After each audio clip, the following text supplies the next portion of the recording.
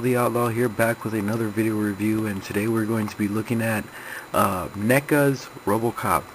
As a child growing up in the 80s, one of my favorite movies was Robocop. I mean, it was just a fantastically fun movie, and to this day I still watch it at least once a month. I really dug the movie. We never really had a toy line until the late 80s, early 90s, with when Kenner came out with some Robocop toys based on a cartoon series, and later on a TV series. And those toys they're okay, but they weren't really based on the movie itself. They were more based on the cartoon, and it had a different color scheme, and it had different things to it, and it really didn't look that much like the way it looked in the movie.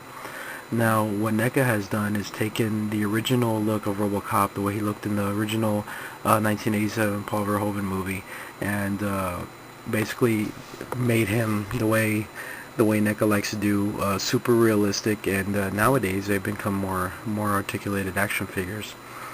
So looking at this guy, you can see that he does an excellent job of looking just like the original 1987 Paul Verhoeven Robocop. The detailing and the coloring on this guy is just phenomenal. He does have a silver paint job with a hint of purple embedded within the paint.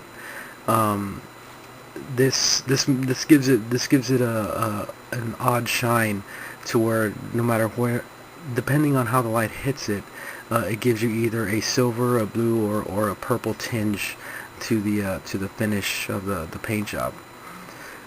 He does come with two accessories. One of them is, of course, his weapon, which does not have you can't there's no trigger in there, but that's so that it'll fit perfectly in the hand. And based on other action figures that I have, this gun fits very well into the hand, as you can see.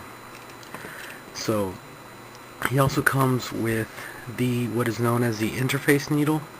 What he does with this is basically his knuckles collapse and this needle comes out, and he can access the OCP computers. And this fits on a peg that all I gotta do is just pull it off, and it just fits in there like that. It's a little tight, but it fits in there, and it's a nice addition. I don't think it was really necessary, but you know, I guess they had to throw something in. If I had to have a choice between this and something else, I would have liked to have had maybe an alternate head, so that we can have Robocop with his helmet off, and you know, him, maybe a likeness of Peter Weller or something under there, so that we can have him without the helmet or something like that. But this is nice. It's not a soft plastic. It's more of a rugged plastic, and it's you can pretty much poke yourself like that. It's a harder, so it's pretty nice. The thing about NECA nowadays is that they're leaning more towards articulated figures, and this one is no exception. His head is on a ball joint, so he can move around. His arm also 360 in and out. Not so much though.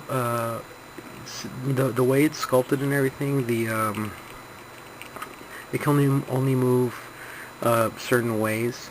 For example, the elbow can only move about that far up and that far back.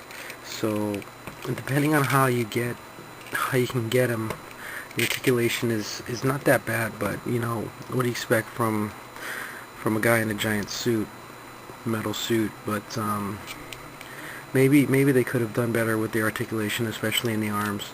The articulation in the legs is actually a lot better. There's a slight cut right here, so when you move the leg out, it kind of goes like that. But Robocop never put his legs out that far anyway, so I'm not really bothered by that. His knees can bend full 90, and his feet have a nice the Achilles piston right here, and the leg right there, and it can move up and down like so. Not bad. But of course, what NECA does best is make figures that just look good just standing there. and this guy is absolutely no exception. This guy is about, I'll say, 7 inches. We'll grab somebody for comparison. This is about as big as he is, next to Starscream, next to a fellow Captain America. He's a little bit taller than the rest, but you know, what can you do about scale? But this guy just looks amazing, and the detail on this guy is just uncanny compared to the movie, especially his face. I really dig everything that this figure does. So, bottom line, I was never able to pick up the McFarlane version, but I am very happy that NECA was able to get this license and do what they could with this particular figure.